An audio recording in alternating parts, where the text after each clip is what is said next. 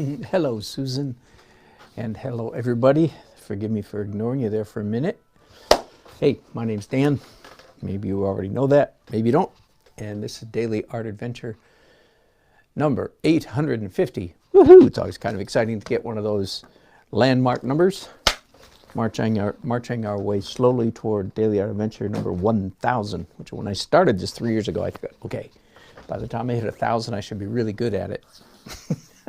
I have my work cut out for me, as you all know. All right, today I am anxious to get back downstairs and work on my painting that I've been working on the last couple of days, but I have an immediate commission that I need to work on. This is a mural, two murals kind of, in a pharmaceutical company in RTP, Research Triangle Park, here in Raleigh, North Carolina, outside Raleigh, North Carolina. Pharmaceutical company, which I won't name because they probably have some kind of rules against it. But anyway, big company, and they have built for their employees in their warehouse, they've built a band room so that at lunchtime, those employees who are musicians and want to go and jam or rock out or whatever can go to the band room and play. Evidently, this is what big companies do. It's called quality of life. I do know that. Anyway, so they have hired me. Yay! So I'm glad they do it, especially if they hire me. They've hired me to paint a mural on a pillar that's about 2 feet wide. You know, a post in the middle of the band room, 2 feet. And so I'm going to do a painting all the way around that, and then about 8 feet of the wall behind the pillar. Enough? So, and there's already a lot of sketches have been done, a lot of planning has been done. I'm down to the last phase, if you will, of the sketch process. So let me show you, let me move you first of all, and show you where we're at, so to speak. So here you can see a hodgepodge. Hello, Susan, Uncle Crystalline, Kit, and Sally. Good. I need coffee first, please, by all means. I've had mine. All right, so I'll ignore the rest of your comments. They're good. Hey, Travis. Oh, I don't know about that. I think a lot of people work harder than me, but thanks. All right, this is the part of the sketch that they have already approved. I gave them two. In fact, here I'll show you the other scenario that I presented to them.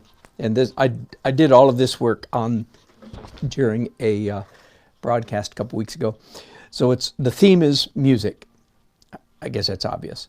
And this was a nature scene, landscape, mountain scene with a mountain stream and trees and so forth, interspersed with musical themes. I like that one, and they probably did too, but they didn't pick that one. They picked this one, which is an urban or city scene. And I'll go ahead and just point out. And again, it took me hours to get to this point. So I have a staircase. The railing is runs of 16th notes. The staircase doubles as a kick drum pedal. There's a drum. Here's a speaker, keyboard, an ordinary build. So it's a hodgepodge of musical symbols and just cityscape. Really crazy. I mean, it doesn't make any sense, but you know, it's fun. Top of a violin or a cello or a bass, hi-hat, guitar. In fact, there's a lot of things. It does help that I'm a musician. It helps this job because I know I know this is a SM58 microphone. This is an Ovation guitar. And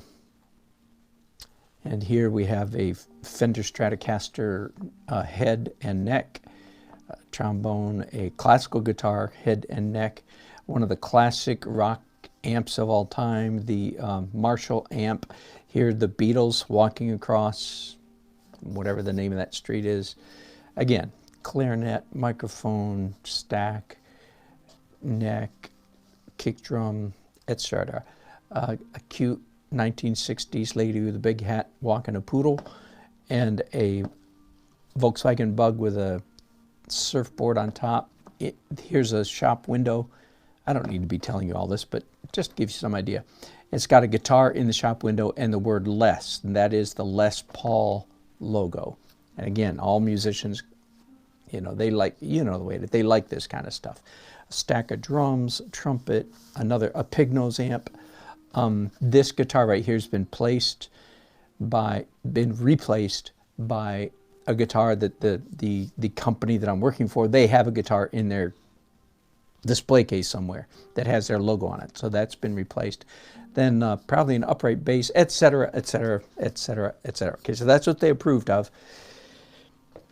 That's for the four sides of the pillar, right? I'm going to put this over here where I can keep an eye on it because I want to follow that style. And I've been doing quite a bit more work. I'll talk about those in just a moment. A couple weeks ago when I started this job, I counted somewhere around 40 or 50 sketches, I don't know, 30, 40, 50 sketches. And then I went back and made check marks for all the things that I liked. And I did the same thing again today. Went back through my list of old sketches and checked things that I didn't use the first time around. So all of these check in a box are things that I'm considering using for the rest of the mural. All right, so 3 pages don't have any check marks on them, so evidently. Then, before I started broadcasting today, I have done so far 2 sketches, very rough sketches. As you can see, there's number 1, extremely rough. There's number 2, slightly more tight. But before I did that even, or while I did that, I did a whole bunch of research online. The first of all, one instrument that I completely missed is a Hammond B3 organ. Again, every musician goes, yeah! Every rock musician goes, yeah! Every classical musician goes, uh-huh. All right, and I know both. I know both of those groups. I go both ways. And Les Paul guitar that got short shrift in the first and on the pillar. There are 2 classic guitars, maybe 3. The wing guitar, but basically the Fender Stratocaster and the Les Paul, one of the Les Paul models. So, and there seems to be the Fender Strat is overrepresented in my pillar sketches and the Les Paul underrepresented. Okay, then I stumbled on a good idea. I said, wait a minute, how about if I could incorporate some of the logos of rock music? And I copied and pasted this directly from a website that has a bunch in it. And then I found another website that said that the 20 greatest rock and roll logos of all time. By the way, just for what it's worth, they said the Queen logo was the number 1. I couldn't help myself. One website, maybe this one, says, what is it and what does it mean? And I discovered that Freddie Mercury himself designed this logo. He was an art student in college. So that is very fascinating to me. I won't explain what all it means, but I found that very interesting that Freddie Mercury actually designed this logo. Huh. He was a musician and an artist. Anyway, so and again, so obviously I don't have the logo for the New York Symphony or the St. Louis Symphony or the Cincinnati Pops Orchestra. I'm being silly here. So they're completely different worlds of music, right? Separate worlds. And I'm assuming that, I'm assuming that this pharmaceutical company, that there's not going to be a string quartet. Probably. It's possible. But no, it's not going to happen. It's going to be a bunch of old rock and rollers like me. Now I'm not just, I'm an old classical guy too, as maybe you can tell, but I can rock and roll, I hope, with the best of them. Anyway, so no, we're not doing there's no Josh Groban logo either in here. Somebody asked, are other logos? Oh, Uncle 60, good question. No, not if you're reproducing, not if you're making money on it or reproducing it. But generally speaking, you can paint, this logo on your wall. You just can't sell a picture of it. You can't sell tours of your bedroom if it's on anything like that. But they can't stop you from painting it. So can I do it in a public place? You bring up a very good point. If I decide to name my plumbing company Metallica Plumbing, and I put it on a van and drive around town, no, that is an infraction. Or if I decide to have a door company and I use, Nelson's Doors, no, that is not allowed. Do you understand? So no commercial use as I understand it.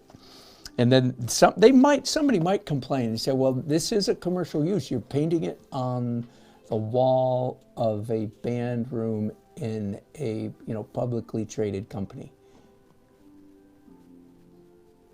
I feel like that's a stretch. I feel like that's nah. Nah, I don't think so. Anyway, very good question though. Anyway, besides that, here's the image that actually kicked this whole thing off. One of the men at this company found this online and said something like that. So that's really, I've got that. And then I have a picture of a whole stack of speakers. So those are my online reference. And I have a whole bunch more. There we go. What was I thinking? All right, so that, just one of the things I want to impress on you, just so you get a realistic impression of what it's like to be an artist, is the work you have to do. Okay, so I haven't even started painting yet. I haven't even gotten the final sketch approved yet, and I've already got hours and hours and hours. And yes, they are paying me, have already paid me, in fact, for the conceptual phase of this process. Does that make sense? By the way, that's a good tip for how to get paid for big jobs. One way is to break it down into bite-sized pieces. I just found all my notes here, all the stuff that I checked. All right. Now, let's go back to the drawing board, shall we say. And to do that, I don't know how this angle is going to work exactly. You're going to have to look at it. But I am practicing what I preach. Even though this is an inclined desk, this is not a good angle. This is a much better angle. So, and I'm sorry you have to look at it at an angle.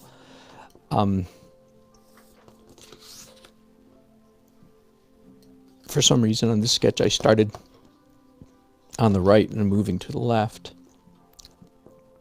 And I have here a hippie van.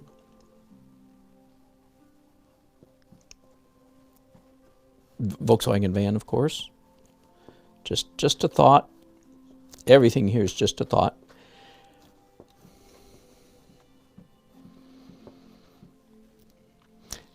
A drumstick as a street light. Street light is a drumstick. One thing that I don't have in here yet. So this I was thinking about making the Hammond B3 organ. And again, anybody, if you're not a musician, you just don't understand what? A what? Yes, sirree, folks. A Hammond B3 organ. Only a Hammond B3 organ, not any other kind of organ. Only the Hammond B3. You've heard it I'm going to exaggerate. You've heard it a million times in your life if you live in Western civilization. If you're not a musician, you just didn't know you were hearing a Hammond B3 organ. I thought about doing the organ. I also thought about just doing believe it or not, this is a Leslie speaker. Now, you understand, I'm doing this for the inside crowd, right? If this particular job were for non-musicians, 90% of what I'm doing here would be a waste, right? But I'm not. I'm doing it for musicians. So, and of course, as you can see, I want the musicians to say, "Groovy, man." That's what I want them to say in response to all these things. "Oh, dude." Old musicians, okay? "It's got a Hammond B3.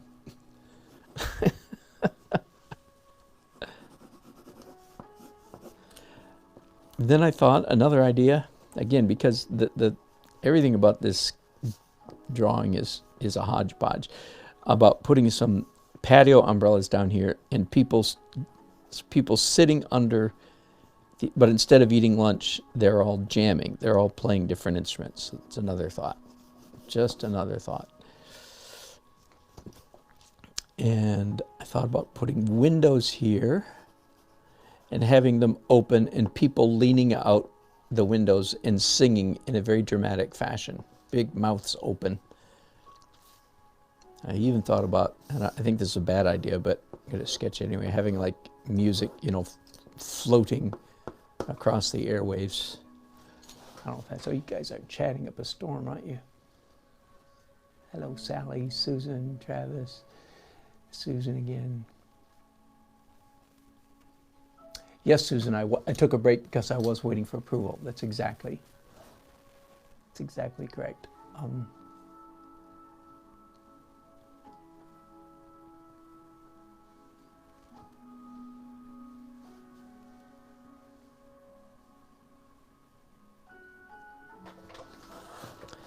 So Uncle is saying, I better get permission. That's interesting. Even for a non-commercial use, eh? Well, you might be right. If so, I'm screwed because I don't have time for that. And you might be right. Very, very well, maybe you're right. I will tell you a little bit about my experience. Not a ton, but some. First of all, I am sensitive to copyright infringement because I'm a creator, right? So I'm aware of it, and it irritates the fire to me when as I described a while ago, when I see a van or something drive by and it's got a BC, Snoopy, you name it. It's got a famous cartoon or something on the side of it. Even more than that, little small one-person companies all the time, they design a logo, quote unquote design a logo, and they just got online and you can tell they downloaded some cartoon that some real artist designed, but they didn't design it. And anyway. But some of my experience has been that I have tried a couple of different times to get permission from somebody to reproduce, and it turns out it's very hard, at least again from my limited experience, hard to get a corporation to give you the time of day to even pay any attention. And so it's not easy. You just don't send a letter and they send something back. You send a letter and you get nothing back. Has been my considerable experience. No, it's my limited experience. Let's be honest. Anyway, I say I'm screwed because I'm scheduled to begin this painting on Monday. So I barely have enough time to get my sketches approved before I'm supposed to start. So certainly don't have time for copyright. Be that as it may, because I'm an artist and I don't like copying, I didn't mention this earlier, I'm much more likely to do a spoof of any of these rather than do a copy. For instance, like the AC/DC logo I put up here, and I thought, well, I'll come up with the company's initials, which I will tell you are UT, and that's all. So I don't know what other initials, but DN, Dan Nelson, I don't know, or the initials of the boss man or something.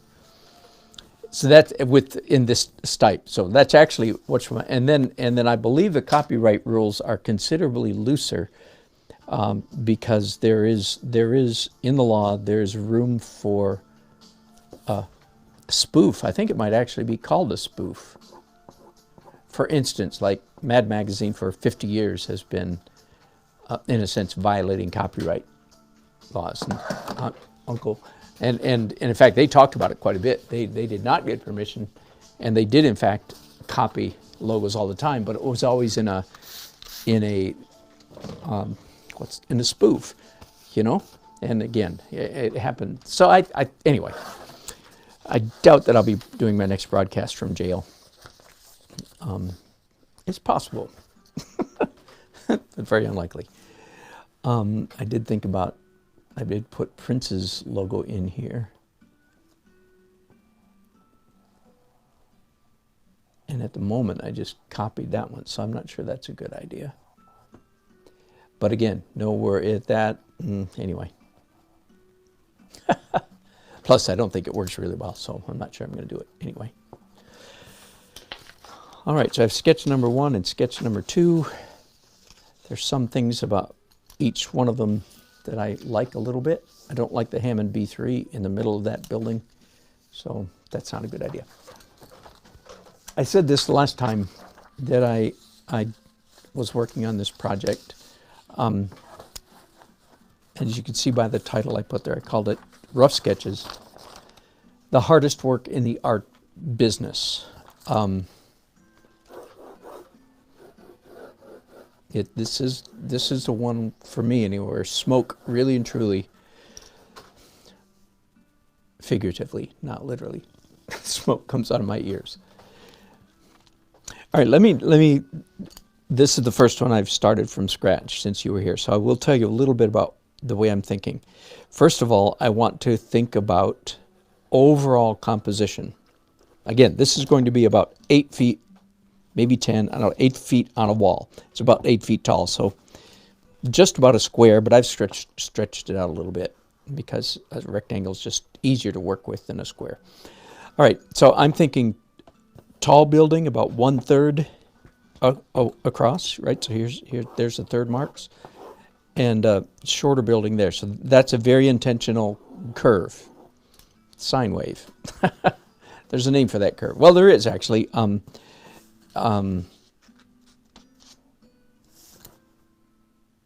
Edgar Payne calls it not a Hilliard. It'll come to me in a second. Anyway, tall bump, short bump, tall element, slightly shorter element. I'll think of it in a minute. Okay, this time let's start over here. And for some reason, I like the idea of a slightly detailed, slightly ornate building roof over here.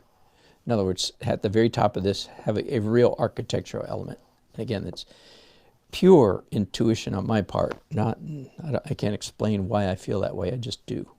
Let's put a real building over here.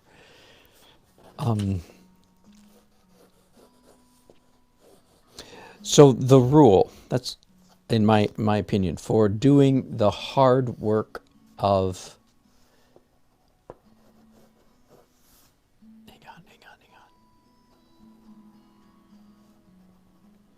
For doing the hard work of sketching, the rule is just keep your hand moving.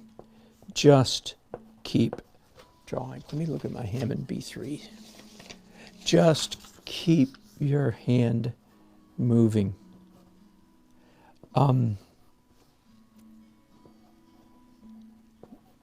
In fact,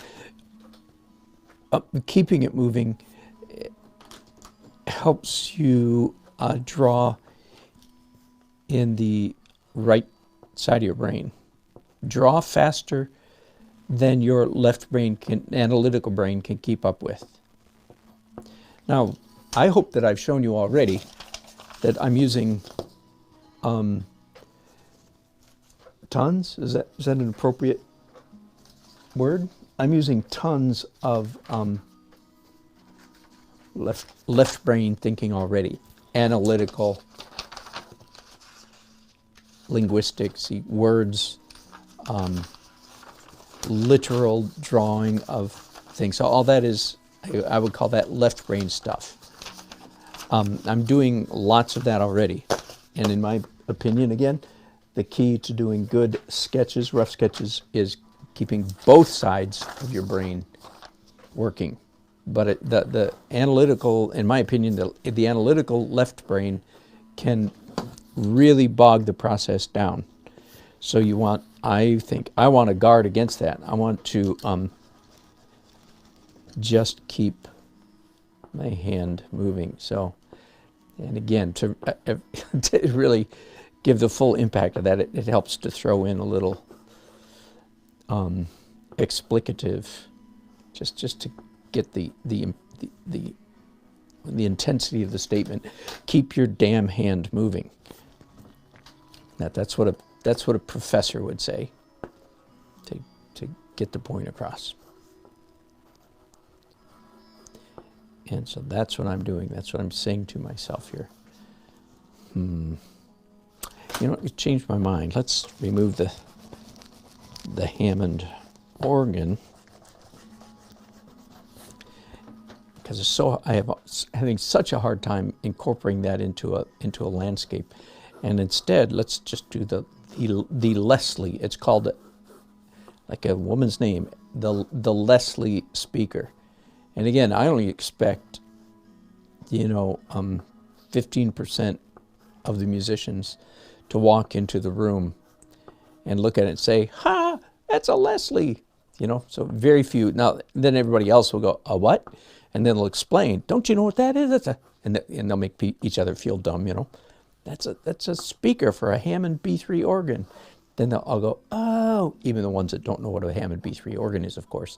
But everybody will go, "Oh," since they don't want to appear stupid. We know humanity, don't we? We're all the same way, aren't we? Really? Yeah, that's working better there. So, and I'll put a few windows in it. Not enough, not so many windows that I ruin the illusion of the Leslie speaker, but so we'll see. Maybe after I get this mural painted, we'll hand out a quiz sheet and see how many. Let them have a game. How many musical icons can you see in the mural? That'd be kind of fun, wouldn't it? I'm going to go through my old notes again and look for elements. Oh, that's right. One of the things I haven't used here, which in it lends itself, I think, fairly well. The sense of scale is completely off, of course, but a harmonica, which of course is a good staple rock and roll instrument. I play harmonica. Which of course, if you play the harmonica, it's a blues harp, not a harmonica. Or you play the harp. You don't play a harmonica. A harmonica is what your Uncle Ned played, and he played I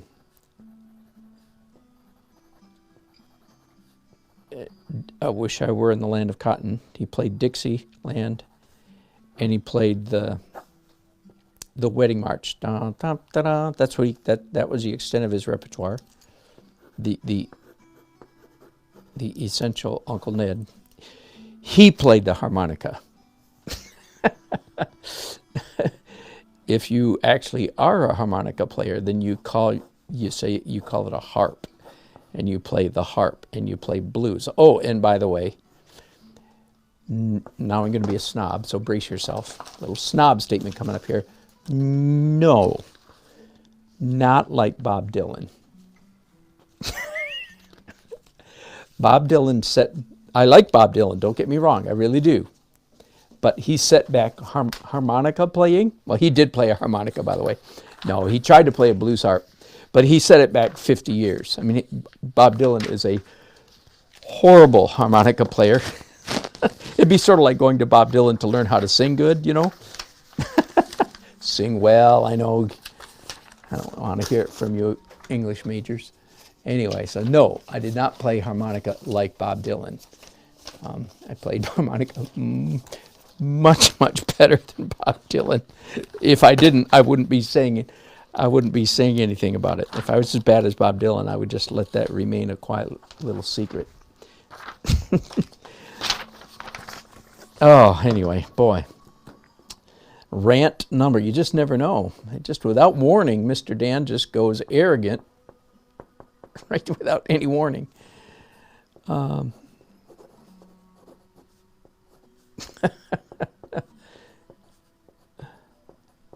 It's my broadcast and I'll brag if I want to. You would brag too if it happened to you. Bum, bum, bum, bum, bum. I know it always really blesses you guys when I sing. You can't be a very good musician. Listen to him sing. Yuck. Oh. See, the difference is I know I'm a bad singer, and I'm not even trying. If I was really a bad singer, I wouldn't know that I was such a bad singer. How about a microphone stand up here? Kind of like, you know, just looks like something you might see in the city. Without a microphone, just stand here, I'm thinking. So I've already got a couple microphones already in here. Okay, then how about, I do like the idea of the umbrellas down here, patio umbrellas with guys and girls jamming underneath.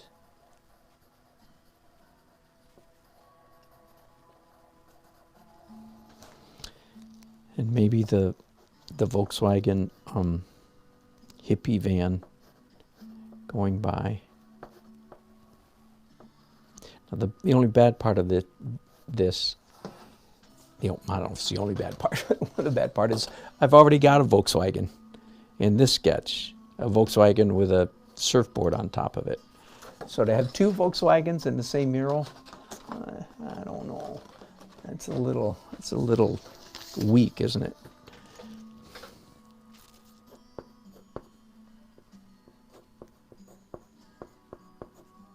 I'm thinking here now. I'm adding coming back and adding some windows to the harmonica.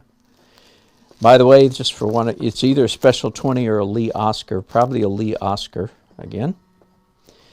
Blues Traveler. He plays blues Special 20, but I think for the most part, I think the Lee Oscar is probably a little bit more iconic. Hard to say. Hard to say. By the way, since we started talking about harmonicas and blues harp, you can Google. Just go to YouTube and Google in, you know, brilliant genius harmonica player, something like that, anything like that. And there are a lot of them that are just absolutely phenomenal, jaw-dropping. But the best one is probably, I would think, almost everybody would agree. And if you want some amazing inspiration, look up Joel Levy, L-E-V-Y. Joel Levy. I don't know how old he is. He's younger than me, I would think. Maybe pushing 60 now, I'm not sure. Maybe not. Maybe younger than that. But he is just one of those truly rare geniuses that popped on the scene 20 or more years ago, I'm guessing. And, oh, by the way, a harmonica The real harmonica is this big, and has 10 holes. It's a 10-hole diatonic harmonica. That is, in fact, I'm just giving you for fun, that is the real instrument. That is the superior or the mature instrument. Some people think, as I did before I picked it up 25 years ago, I thought that maybe that was like the junior version, the JV version, and that the big one, with like Stevie Wonder plays, the big one with 30 holes and a little trigger on the side, I thought maybe that was the master version. Well, it turns out not so. Nope. I mean, nothing against Stevie Wonder by any means. That is a real instrument, what he plays. That's called a chromatic harmonica, where you can get all the notes. But no, the real instrument, so quote unquote, the real instrument is in fact the diatonic 10-hole harmonica, the same one that kids can get in their stocking at Christmas over the last 50 years. I'm having a hard time figuring out what to put there. I like the harmonica. The top of this building is just a top of the building. Here's a Leslie speaker and a patio jam session down here, and a sidewalk and a crosswalk. I wonder if I could get a flying V guitar. Oh yeah, maybe the middle window. Oh, hang on. There we go. This is why you just keep your hand moving, because your hand will make you think of things that your brain won't think of. Especially your left brain won't think of. Okay, I have a flying V guitar here somewhere. Yeah, that's what I thought. It has the head of a flying V is a shape or upside down V. The guitar, of course, is called a V because of this part down here. And I think it's called the flying V. Let me look at it. Yep. Probably the third most famous rock and roll guitar from the 60s, I think.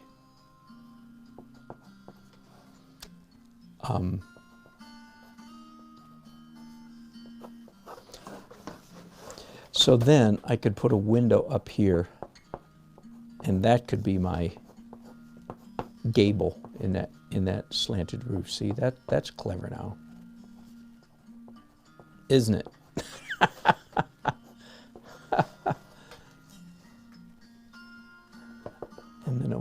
And then this could be a window right here in the middle, like part of the neck is a window.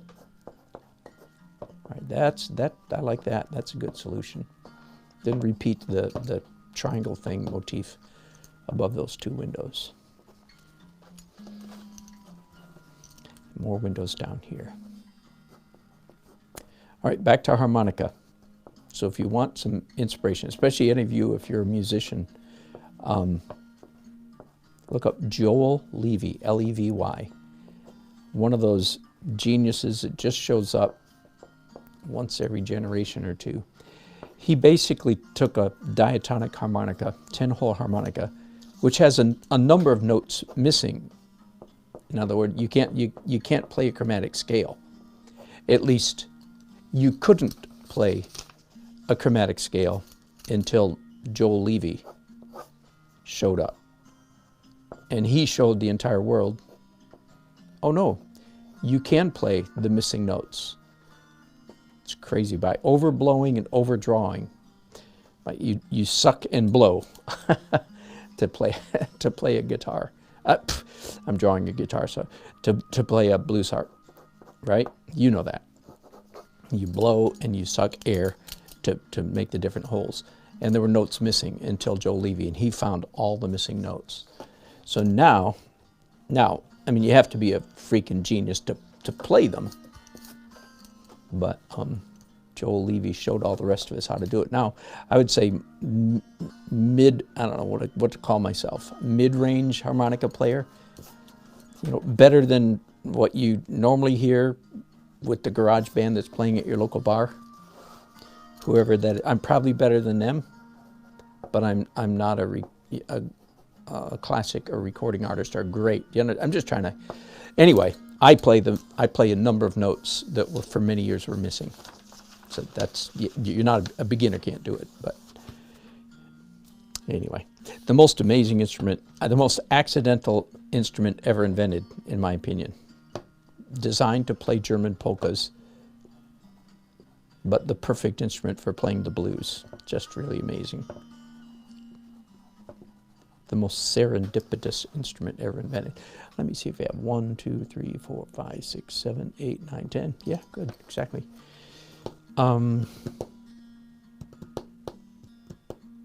One of the instruments that I haven't gotten in anywhere yet is a banjo, and it just seems like it'd be really fun to have a banjo in here somewhere.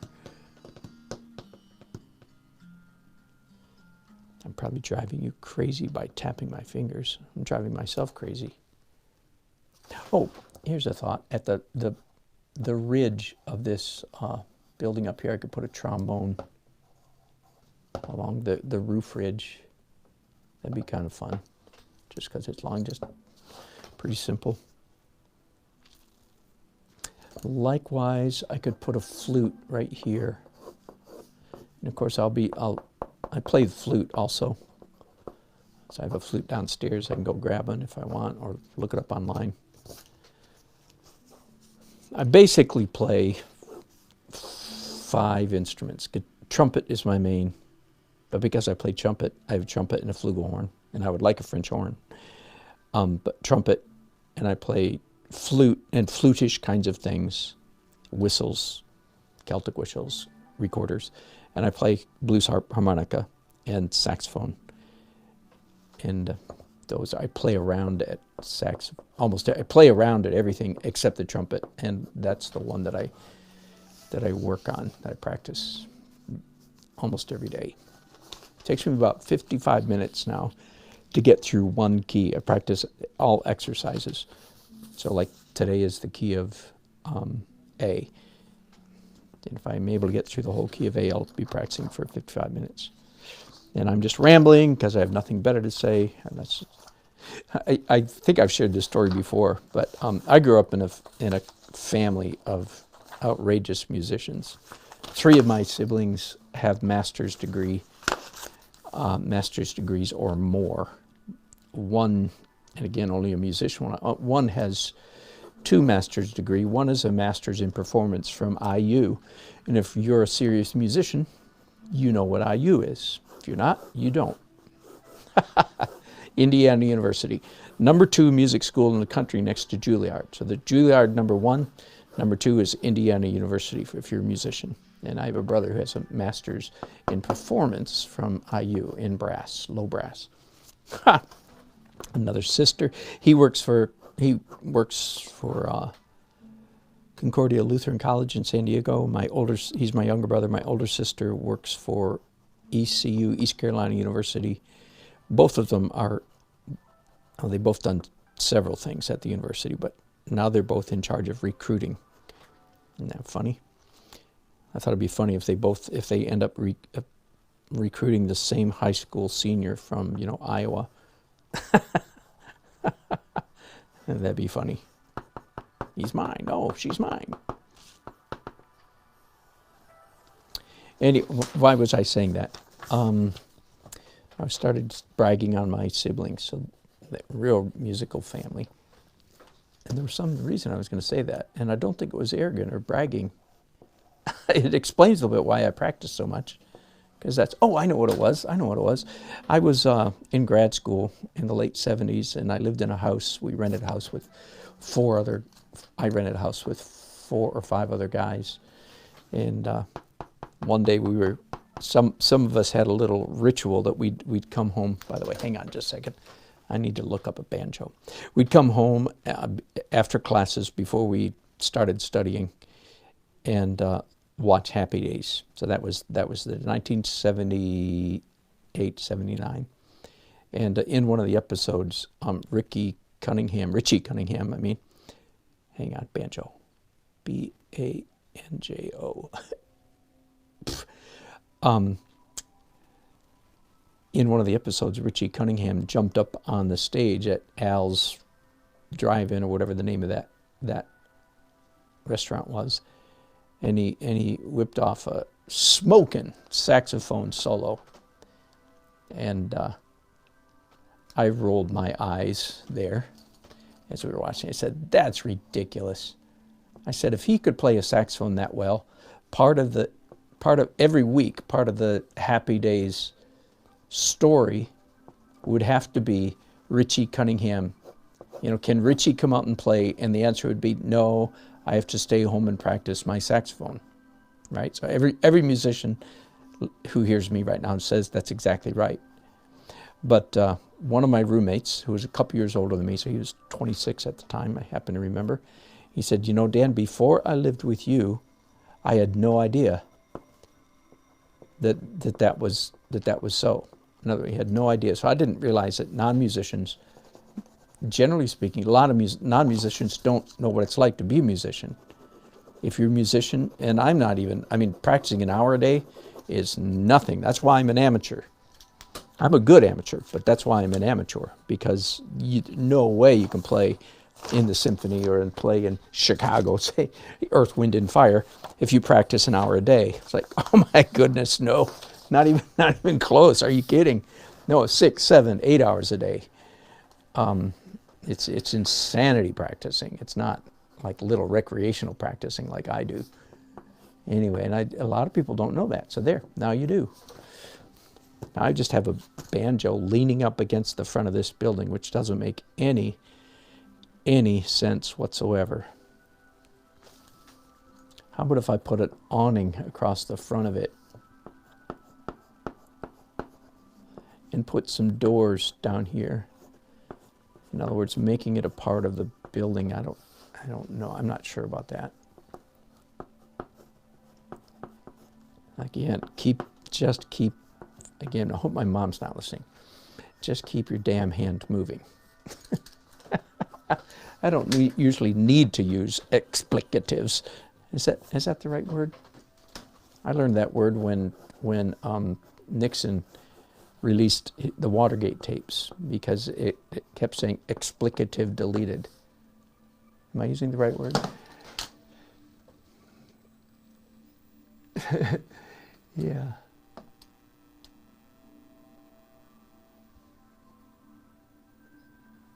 Well, you guys are saying all kinds of fascinating things.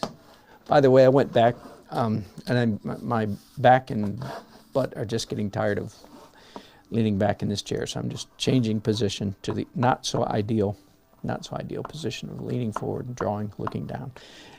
You will notice I've done pretty much the whole drawing with this grip. It's, again, what I call my sketch grip.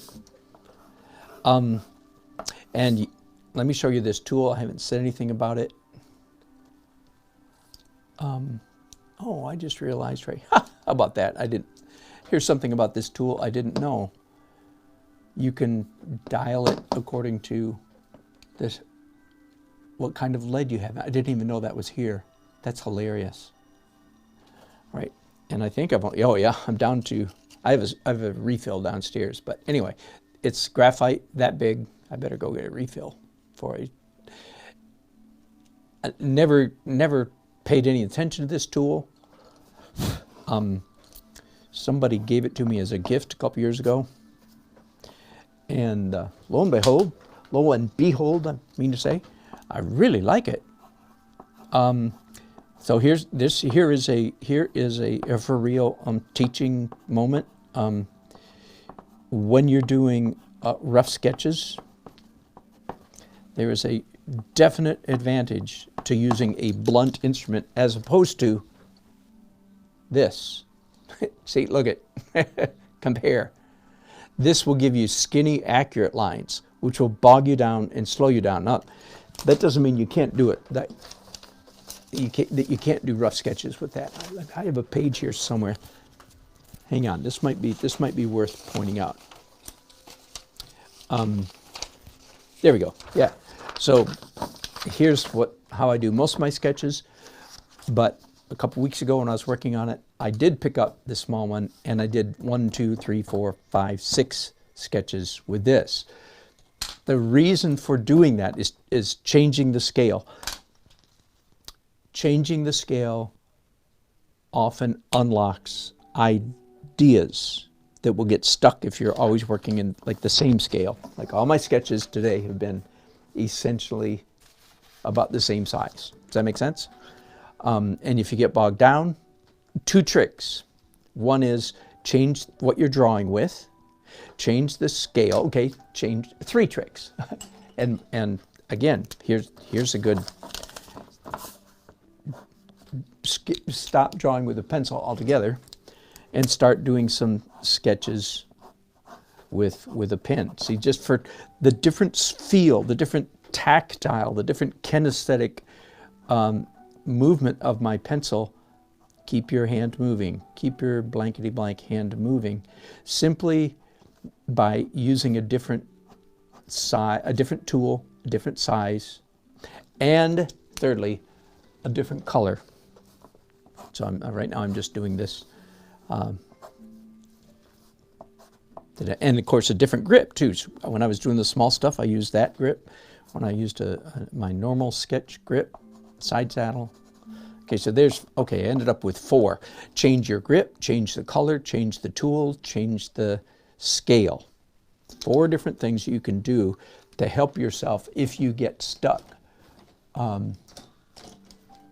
while you're doing rough sketches, because it's hard to just keep going. So here again, like, it just, for some reason, I hardly know how to explain it, but I know that it's true. I've experienced it many times. Simply by changing color, it's like it taps into a different part of my brain and makes me start thinking in a different way. Okay, so there's an instructive word. But for the most part, I prefer a blunt tool because it keeps me from getting bogged down in detail. I see bolder strokes. Okay, so here's what I was thinking about: having a couple windows open, maybe window boxes with flowers, and a couple people here singing. How can you tell they're singing and they're not just yelling fire? Well, I could put a microphone. There we go. I could put a microphone in their hand. Then it's obvious they're singing, I think. Okay.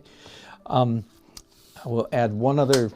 Tell you one other thing. When I get down to the detailed part of the sketch, like this, I'm thinking I'll sneak in a number of detailed music things. Like I have accidentally here, I have 4 lines in a row. If I just add one more, then all of a sudden I have a music staff, and maybe I'll put a treble clef over here. Again, it helps that I know what a treble clef looks like, sharp sign, and then maybe just some measures and whole notes or something like that. By the way, and here I'm going to be a snob again. Hang on, brace yourself. Arrogant snob comment coming up. This is for artists. If you ever, in fact, are called upon to do music. Oh, I know this banjo, if I, instead of making it all round, all the way down, make it come straight down. Maybe that'll work. Anyway, if you are an artist and you're called upon to do some artistic musical artwork, please do your homework, because I can tell you, all the musicians, and I know that's not the majority of the population, but it's a significant minority, you will drive all the musicians berserk if you draw notes wrongly. And this happens all the time, and just don't do it. Just don't do it. If by any chance, then I'm glad to get this off my chest. This is something that has bothered me since I was a youth, because I would see artwork done by artists, and there would be musical motifs, right? Like notes and anything, any kind of musical motif, and they would butcher. For instance, let's just give you an idea. So, like a non-artist might do a note like that. Well, what's wrong with that? Well, every musician knows it's backwards. It goes this way. And a non-artist, a non-musician, I mean, might think, well, that's just perfectly fine. It is not just perfectly fine. Again, you drive every musician berserk. And that's, you don't want to drive people berserk on purpose. Suddenly I'm from New York, eh? Or New Jersey, eh? I'm jabbing Uncle 60 here slightly. Don't drive people berserk with your artwork. All right, time to go through my sketches one more time and look for the little red check marks. Is this exciting? No, it is not. It's just hard. Kind of, forgive me. I hope I'm not making too much of it. But it's hard work. It's like, dang, my brain's tired. I'm tired of thinking. I want to quit. To tell you the truth, oh, that's right. Here's an idea. Not sure I can fit it in. No, I'll save that for later.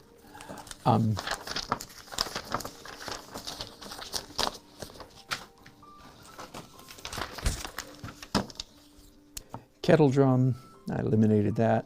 I don't have any trumpets in here, and that, you know, that means a lot to me. I'm a trumpet player. What? No trumpets? I don't think. Are there any trumpets in here? Oh, there is. Okay, never mind. Good enough. There is a trumpet. That's okay. Whew. I am not, I have a little personal interest, of course. It's completely illogical. It's not a good thing to think about. But can't help it.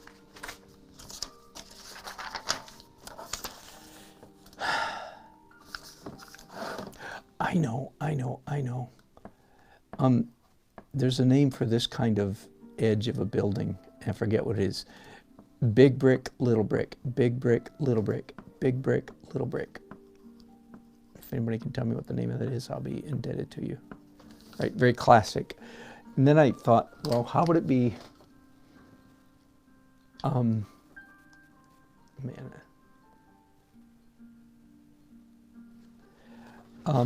would it be if some of these were like a profile of a sort of kind of a cartoon person singing?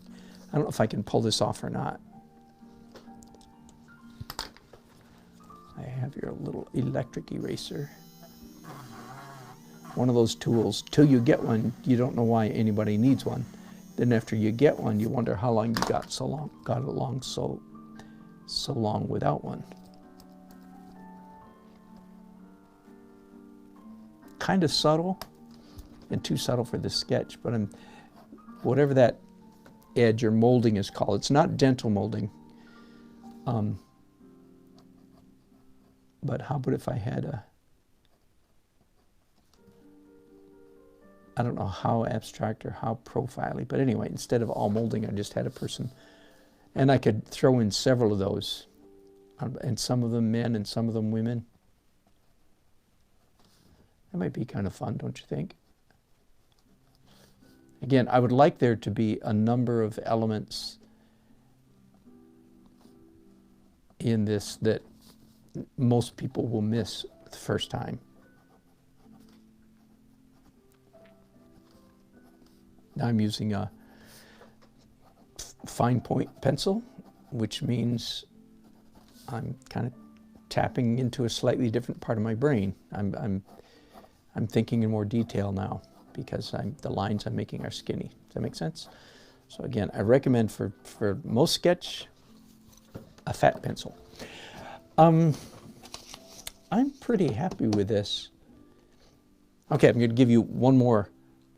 When you run out of ideas, change tools, change color, change scale. There was one other, change your grip. And number 5, change detail, specificity, degree of finish, something like that. So I feel like I'm at that point already.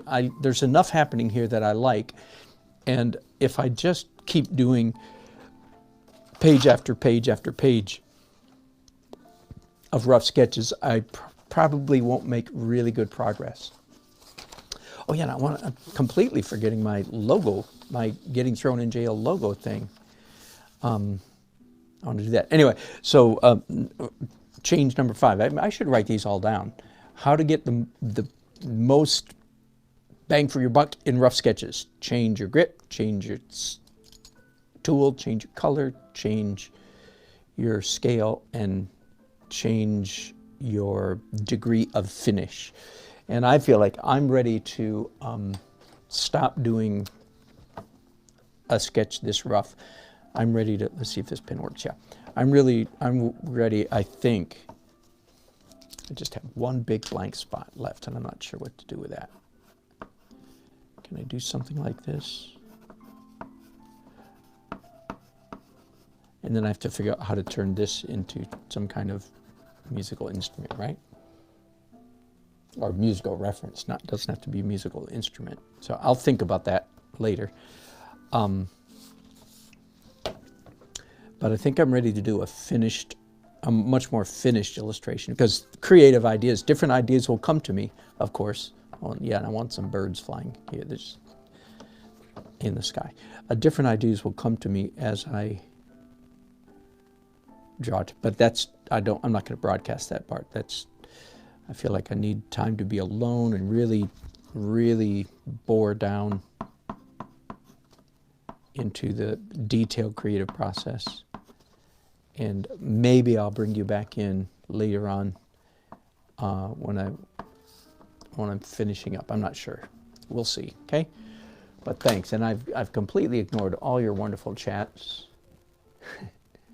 Didgeridoo. D-I-D-J or D-I-D-G? Didgeridoo. I don't know.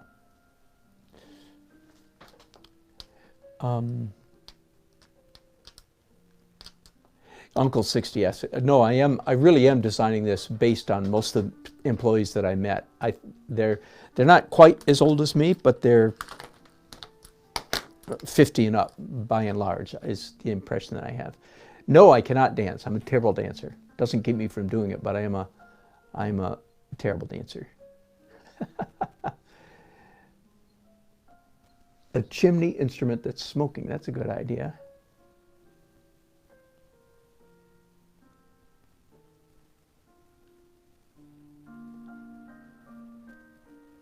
And Uncle says if I spoof the logo, I should be fine. That's good to hear.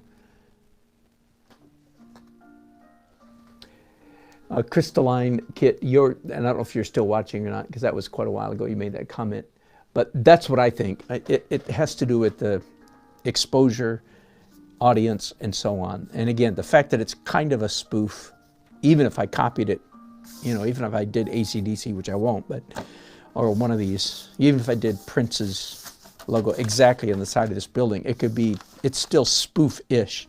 So I think I'm safe. But anyway, that's my impression. Even if I copied the logo directly on a wall in a building, again, I don't know. I think I'm safe. Oh, I know. Over here, there's an instrument that I didn't get yet, and that's a djembe drum. I would really like to have a djembe. In fact, I'm going to DJ, E-M-B-E. I'm going to label that because I'm afraid I won't remember what that's supposed to be. But that was on my list of instruments that I did not include earlier. Ooh. All right. Thank you. It's been fun. I appreciate all of your chats and companies. Can you add the pyramid from the Pink Floyd? Ooh, hello, Mary Jorn. Thanks for that. So do I have it here? Is it here already? Pink Floyd. I did see some Pink Floyd logos go by when I was online. Well, okay, that's the one I'm thinking of right there. I would have to look up the Pink Floyd, the pyramid. Oh yeah, that's right there. Isn't that Pink Floyd? Yeah, that's it. This is all black. I just whited it out so I wouldn't waste ink on my printer, that's all. But yes, indeed, that's in my repertoire. Now see, I don't think, I just printed this out because I think it's just fascinating. That's really fascinating logo. Led Zeppelin, that's pretty classic, isn't it? Actually, I almost like the lettering. I mean, I like the lettering just as much without the famous, whatever that's called. What do you call it? Flying Man? Anyway. All right. Most famous logo of all, though, I think is this one right there. I think it's the Rolling Stones. I think it's probably number one. I think it was number one on this list too, but I didn't print it out because I already had it here. All right, I'm showing my age. Yeah, right. The pyramid would fit in the building. Oh, that's a good idea. Oh, right here. How about that? Could I fit this in here and then just have the light, just a reference to it? That would be fun. And this is going to be in color too. In fact, I'm going to label that.